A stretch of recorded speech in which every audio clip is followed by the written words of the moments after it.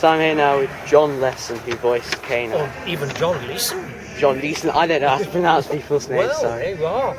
You didn't get the name wrong. Sure. I got the name wrong. Shoot me.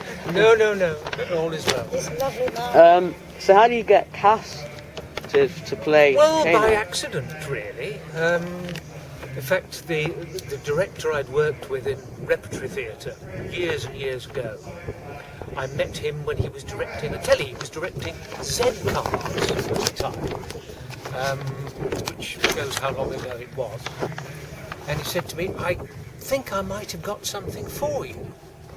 So I said to him, oh yes, in a curious sort of way, because directors tend to say they've got something for you when they haven't. But about a fortnight later, my agent phoned up and said, I've just had a call from the BBC and they want you to play 2 parts in Doctor Who. I thought, wow, my meeting with my friend Derek, the director, was paid off double. But then the agent said, there might be a catch. Oh yes, what's that?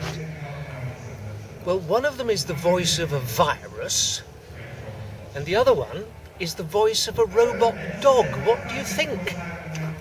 So I said, well, I don't know really.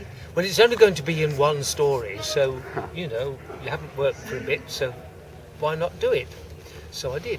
And here I am, 33 years later, still playing K9. It's extraordinary. So pretty much, did you ever expect it to be K9 to be as big as he ever was? No, absolutely not. None of us realised, I think, the iconic status that Doctor Who was going to grow into across the years. This is equally so because I've worked in Dad's Army.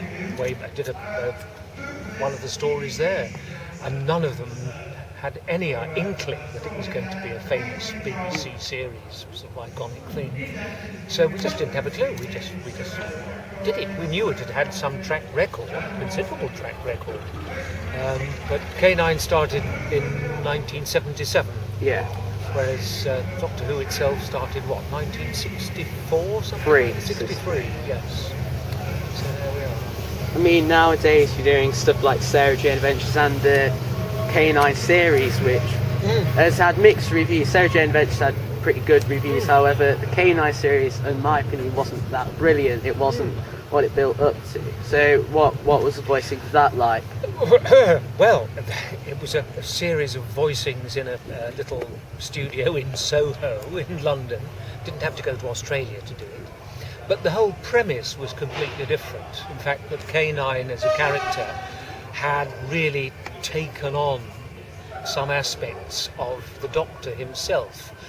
So in a sense the character had sort of crossed the line into something else, and it was difficult, I think, to establish the quirky nature of the original K9 in a new CGI character that looked completely different and behaved completely differently. So there's still a bit of sort of teething trouble, I think, there. If they're going to do another series, they're going to have to get, I think, a grip on the scripts rather. And I mean, Sarah Jane Adventures, that comes back in, I think, a couple of weeks, well, not a couple of weeks, in a few months. What work have you done for that? Because apparently there's rumours. I think K9's in 3 of the episodes, right, as far as I know. Nowadays, the work I do as K9 is done in post-production, so I'll go off to a little dubbing theatre in Soho in London or somewhere like that, and I'm given an A4 sheet of paper which has a few K9 lines on it. That's as close as my involvement is nowadays, which is very sad. Because originally, of course, I was being K9 and running around in the studio and actually working on the same sort of dynamic as the other actors, which is partly why the character worked as well as it did. Brilliant. There's one more thing that I completely forgot to mention, K9 and Company. Aha! Which Yes. I haven't had a chance to watch. I watched the behind the scenes thing that's on the DVD yesterday. Right. And it's quite interesting. So talk to us about K9 and Company. Well, K9 and Company was a nice bright idea to give Liz Sladen's character, or passed K9 off to be with Liz as a present.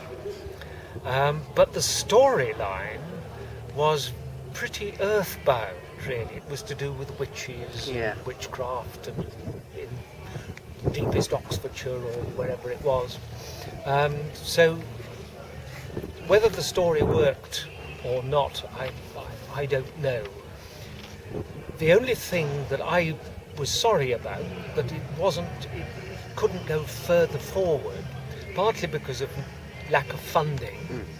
The time when K9 and Company was made, there was a change of executive producer at the BBC, drama serials, and I don't think he was keen on it particularly, and so it got pulled after the pilot, which was a shame. But of course, there's more life for Liz Sladen playing Sarah Jane, and now of course there is again with K9. Brilliant. Well, doing battle with Mr. Smith. Yeah.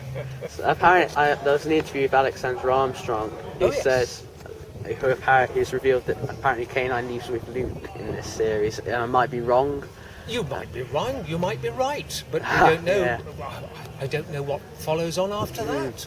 I think the bottom line for your readers and viewers or whatever is watch this space. See what happens next. Well, thank you for talking to us. It's You're been welcome. brilliant.